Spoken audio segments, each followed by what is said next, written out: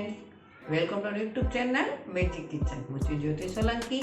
અમારી અવનવી રેસીપી જોવા માટે અમારી યુટ્યુબ ચેનલને લાઈક, શેર એન્ડ સબસ્ક્રાઈબ જરૂરથી કરજો. આજે આપણે બનાવીશું ધોરાજીની ફેમસ કટકા દાબેલી, જે કચ્છી દાબેલીથી બિલકુલ અલગ બને છે. ઇન્ગ્રીડિયન્ટ્સ જોઈ લઈ. 1 કિલો બટેકા બાફેલા છે. મસાલા જોઈ લઈ. ચટણી, મીઠું, ધાણા જીરું, હળદર, ગરમ મસાલો, ખાંડ, ધાણા, સેવ, તળેલી દાળ, મસાલા સિંગ અને દાડમના દાણા, અને કાશ્મીરી અને મરચું અને લસણની ચટણી બનાવી છે. કાંદા છે અને ગોળ આંબલીની ચટણી છે. ચાલો સ્ટાર્ટ કરીએ. પહેલાં બટેકાને આપણે બાફેલાને મેશ કરી લેશું. આ દાબેલી ફટાફટ બને છે. હવે બધા મસાલા એમાં એડ કરી દેશું. 1 મોટી ચમચી લાલ મરચું પાવડર એડ કરી દેશું. સ્વાદ પ્રમાણે નમક એડ કરશું. 1 મોટી ચમચી ધાણા પાવડર એડ કરશું. આમાં થોડો આગળ પડતો બધો મસાલો હોય છે. અડધી ચમચી એડ કરશું હળદર પાવડર. 1 મોટી ચમચી ગરમ મસાલો પાવડર એડ કરશું. અને 1 મોટી ચમચી ખાંડ એડ કરશું. અને 1 નાની વાટકી ભરીને લીલા ધાણા એડ કરશું. અને બધું મિક્સ કરી લેશું. આનો વઘાર થતો નથી. આને આવી જ રીતે મસાલો થાય છે. અને મસાલો પણ બનાવવાની રીત અલગ છે. હવે એક ડીશ લેશું આપણે. એમાં આ મસાલોને પાથરી દેશું. આવી રીતે પાથરી દેવાનો છે અડધામાં. અને એમાં બીજા મસાલા ઉપરથી એડ કરશું. તળેલી દાળ ઉપર એડ કરશું.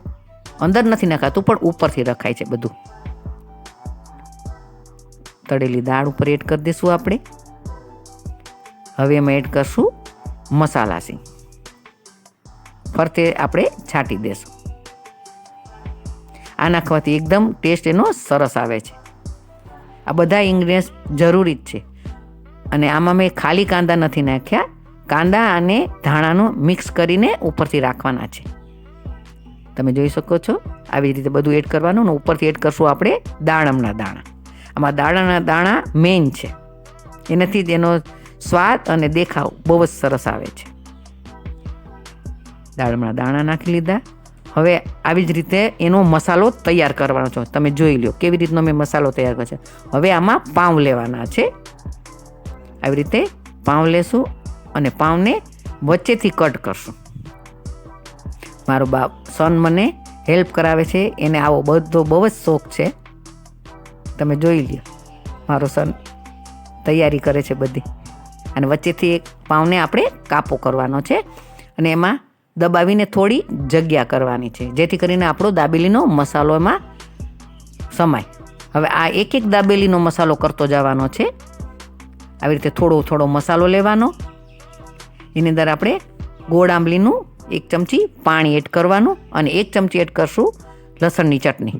આવી રીતે એનો મસાલો ઢીલો કરવાનો છે, એટલે પાઉંની અંદર સરસ સમાઈ જાય. હવે એની અંદર ફરી આપણે એડ કરશું ગોળ આંબલીનું પાણી. અને 1 ચમચી એડ કરશું લસણ મરચાંની ચટણી. અને હવે આપણે મસાલો જે તૈયાર કર્યો છે એ ચમચીથી એમાં ભરી દેશું. આવી રીતે એને થોડું પ્રેસ કરીને ભરી દેવાનો છે. આવી રીતે ભરી લેવાનો છે. ફરી ઉપરથી આપણે તળેલી દાળ, મસાલા સિંગ એડ કરશું.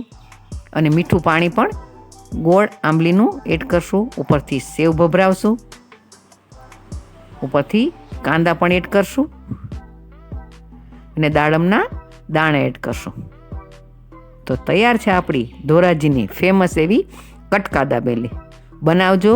આ ફટાફટ આ વાનગી તરત તૈયાર થઈ જાય છે. અને વેકેશનમાં તો છોકરાઓને ખૂબ જ ભાવશે. અને તૈયાર કરજો. મારી રેસીપી તમને કેવી લાગી? જો રેસીપી સારી લાગી હોય તો મારી ચેનલને લાઈક, શેર એન્ડ સબસ્ક્રાઈબ જરૂરથી કરજો. Thanks for watching.